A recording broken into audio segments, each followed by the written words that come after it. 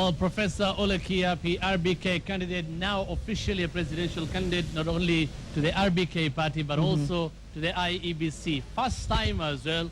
I bet that doesn't bother you, and you're proving again you're going all the way. And this is obviously huge for you. Yeah, it is. I have always believed that you can be anything you want in this country. Because even to be what I am now, I'm a product of Kenya. And so for me, I was never hindered by anything. I allowed my heart to drive me, and the passion and the belief in the people of Kenya that this country has very many good people. There are enough good people in Kenya to make Kenya the best country on earth. And therefore for me, how the outcome will be, how the Kenyans will vote, I will still be proud of them. Because even for me to come from where I have come from, until today I'm a presidential candidate, is itself history. Right. Therefore, I'm very excited. Are you saying it doesn't bother you if you lose? No, I want to win. And I'm going to win. And I want you to watch it.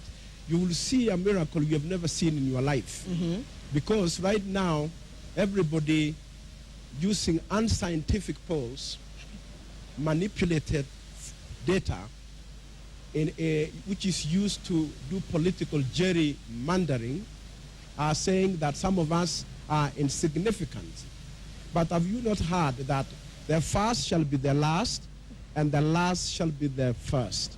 So I am very confident, Janet. I'm very confident. So March 4th, we're seeing you in... March 4th, watch this space. And by the way, it's not so much about what Kiyiapi will do. No, it is what Kenya will do, what Kenyans will do. I am so confident nobody is measuring what Kenyans are saying. Everybody is trying to describe how Kenyans are behaving. I am listening to them, and right now they are very quiet. They are watching. Some of them are very concerned about the way things are going. But I know deep within them, Kenyans are saying, we want a new country. We want a new breed of leadership. We want a new beginning. And I certainly know that I belong to the category of people Kenyans are looking for. I want to step in and ask you a quick question. Assuming you do make it to the State House, you're the next president of Kenya. You know, a lot of the decisions that are made in the State House are really not consensus decisions. So what will essentially inform your decision making with regards to what's good for Kenya, what's good for the people of the country? The most important thing is the needs of the people of Kenya. That is what will inform my decision making. And fortunately, I bring into this race a very rich experience of a public official who has spent 20 years at the grassroots level, from education to health to environment to agriculture to land, everything that affects the citizens.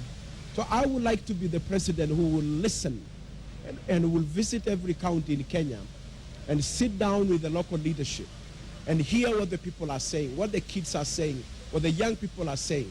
That is what will inform my decision-making process. It is not what my technocrats will come and say, this is what is good for Kenya. It will be first and foremost, what are the Kenyan people saying? And a lot of the solutions for what can be done in Kenya are actually with the people.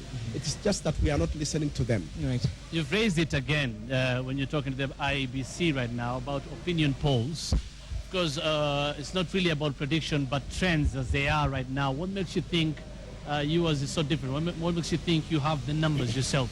Because, Hussein, let us argue it this way.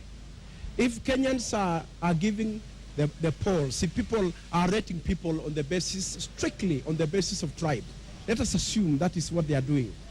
Then why wouldn't my tribe? No, I'm just saying, if it is strictly on the basis of tribe, I'm not saying they are doing it, but if that is the reason they are saying so and so, why wouldn't my tribe be polling, giving me also the points? In which case, I should be at least 3-4%, not 0.1%. But if the Kenyans are looking for leaders and, you know, change agents, people who are talking about issues, I have never talked about anything else. I'm the only candidate who has never gone home to galvanize the Maasai people, then to come and say, now I have home front. I have never done it. Not because I had no people to go to, but I wanted always to appeal to the nation, to the people of Kenya. So why would I be rated the lowest, yet I have talked about health, I've talked about food security. I've talked about education. I've talked about security. Talked about national unity. Are we saying these things don't matter to the Kenyan people? That is what I would like to ask you. Do these issues really matter to the people? Because we have, yes, they do. We have the competitors also launching manifestos. Like you say, you have a lot of experience in public service. Your competitors, some of them have fairly, very worked in the public service for so long. They have manifestos. They're talking about issues. Do you think these issues really matter? It is not even just how brilliant the manifesto is. It is who Kenyans can trust to deliver. And I think where it must begin, and I have not seen anywhere where this is analyzed. I would like the next time you do the Citizen Monday special, that you spend 2 hours and unpack every presidential candidate track record. Give everybody marks and take away from them. Look at Kiyiapi when I was in the university. Look at Ole Kiyiapi when I was in health. Look at Ole Kiyiapi when I was in education. And sincerely say whether I have not lived or performed to public expectation. If, therefore, my history is a history of delivery, then why would I fail you tomorrow if in the last 20 years I have been delivering? There are people who have been in government for much longer than me, but their track record is a lot wanting. And when we go to the presidential debate, which is now almost certain for me, you can't wait for that. I'm sure there's a lot you want because to. I will tell them, this is not about what you plan to do. Tell us what you have done with the little you had, so that the Kenyan people can say, I trusted you with this, therefore I know if I give you more, you will do so much more. So for me, therefore, it's not about who can write the best manifesto, because everybody can pull the best professors in Kenya to write a manifesto. It's about delivery. It is delivery and trust. Who do the Kenyan people trust that they actually mean what they say? They don't simply say it to please people. Clearly you don't believe in the polls. You have criticized the polls. Let's just leave it there. I want you to tell me, where are you getting your votes? Where do you think you're going to get your votes then? Let's forget about the polls. I will get the votes. Number one, I, as a candidate, because of my experience, a PS is somebody who appeals to everybody. I was a neutral. I was not seen as a partisan person. So I will first of all tell you that I'll get votes across all the 47 counties of Kenya. And they will come from the youth, they will come from the women, they will come from the teachers, they will even come from the children, who will tell their dads and their moms, hey, vote for this guy, he was very good to us. And I will also get polls from the so-called marginalized communities, the ones who perhaps feel that their numbers don't matter. They'll probably say, this is our guy. They'll come to me. And therefore, if I organize all of them from Mandera to Tok, that would be a huge block if you're talking about blocks. But I hope that I can be able to be a consensus candidate that everybody will feel safe with. And not safe simply because I'm just a nice guy, but I actually mean, as in I will bring change for Kenya. I'm the change. I'm very fresh in every sense of the word. I've never gone through parliament. So I don't know the bad habits of that parliament. Okay, finally maybe. You've talked about this before, and it has been raised by one of the first-timers, Peter Kenneth, was just also being cleared, about your competitors using state resources. Have you seen that, and does it bother you? They do it all the time. They do state resources because they go abroad. Listen to this. They go abroad under the pretext that they are going for some diplomatic official business, and then they go and use the money they took from here to go and call Kenyans in the diaspora to campaign and raise money.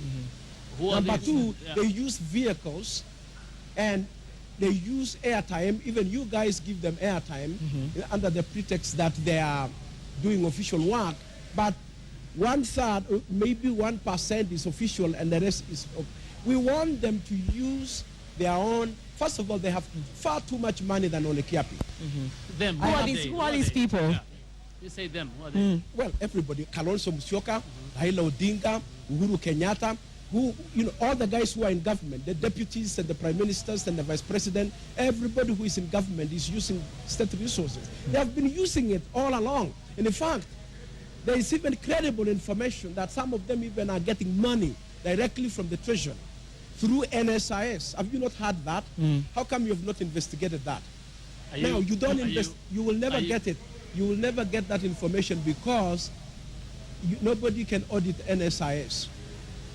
Where do they get the billions? Can somebody answer that question? Where are these people getting the billions and millions they use every day? Which investments have they done?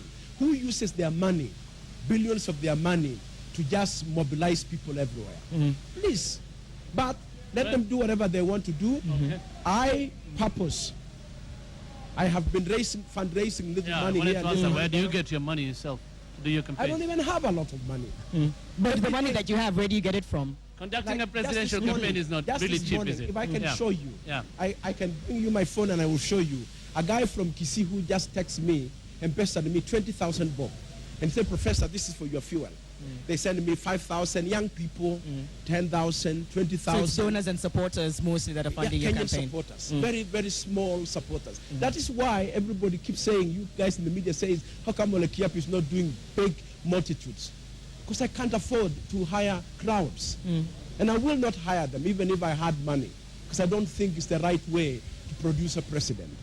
I think Kenyans must feel right about producing a president. If they don't believe in the person, if I have to pay the money to make me president, I don't want to go to State House, because I will be of no use to anybody. Thank you very much. Thank you. RBK presidential candidate cleared by IEBC officially, James Ole Kiyiapi. We wish you all the best. Thank you very much for talking to us. And media, help us. Give us. You have been doing very well in the last 2 weeks. Just give us a level playing field. Now we are candidates. Certainly. Right. Thank you. All right. Thank you very so much. much. Cheers. James Ole Kiyiapi. Thank you so much.